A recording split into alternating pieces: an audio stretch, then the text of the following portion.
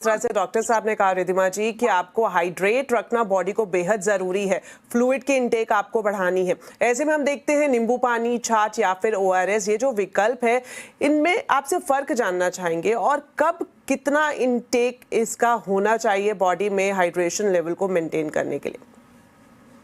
Average hydration level जो होता है ना वो 2.5 लीटर से लेके 3.5 लीटर तक पूरे दिन का होना चाहिए। आपकी दिनचर्या के ऊपर डिपेंड करता है कि आपका एक्टिविटी लेवल किस तरह का कैसा है। देखिए, अगर अपन नींबू पानी की बात करते हैं, ये होममेड, आप ये सोच लीजिए, ये आपका घर का बना हुआ ओआरएस हो सकता है। उसमें आप थोड़ा सा पिंच ऑफ नमक और 1 से 2 चम्मच नींबू पानी में अगर आप यूज करते हैं तो नींबू विटामिन सी हो गया, आपकी इम्यूनिटी बढ़ाता है, और बाकी का वाटर आपका इलेक्ट्रोलाइट नेचुरल होम ओआरएस होता है। उसके अलावा जैसे आप कोकोनट वाटर की बात करते हैं, coconut water is also a natural electrolyte with a good source of magnesium and potassium.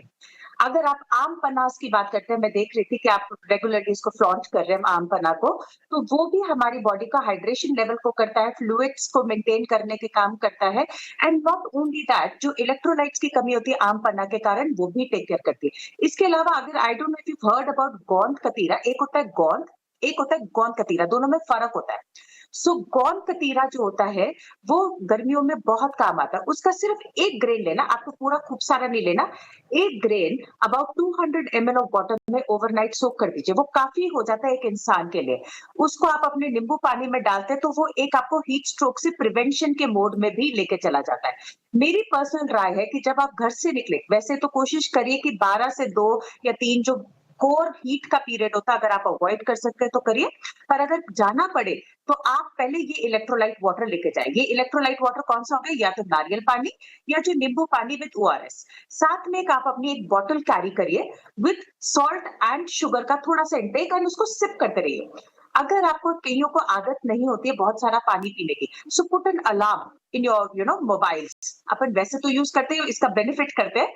हर आधे घंटे बाद आपको एक अलार्म लगे that you have to consume थोड़ा सा पानी। Please remember, do not gulp it down just like that.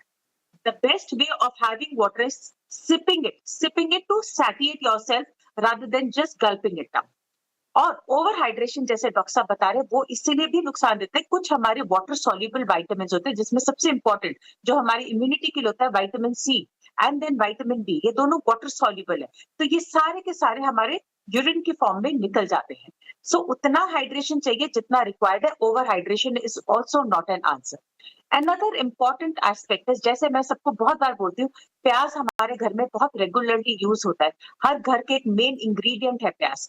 अगर आप बहुत तेज गर्मी से आ रहे हैं, what you can do is 1 चम्मच प्याज का रस निकालिए, उसमें अगेन नींबू और काला नमक डाल के आप उसको ले लीजिए। वो आपके हीट स्ट्रोक को, जो आपकी गर्मी है, उसको एकदम रोक देगा। आपको लूसेस लगता है, वो एकदम रोक देगा। This is a very old देसी नुस्खा, but it will work very effectively. Suppose आप आ गए, आपके पास इतनी भी काफी हिम्मत नहीं अच्छे है से आपने बताया है कि किस तरह से हमारे किचन में ही इतनी चीजें मौजूद है। अगर हम गर्मी के मौसम में उसका इस्तेमाल करेंगे तो जाहिर तौर पर अपने शरीर की रक्षा कर पाएंगे, गर्मी से सुरक्षित कर पाएंगे। वक्त यहाँ पर एक छोटे से ब्रेक का है, आगे भी चर्चा जारी रहेगी। आप देखते रहिए कंज्यूमर अड्डा।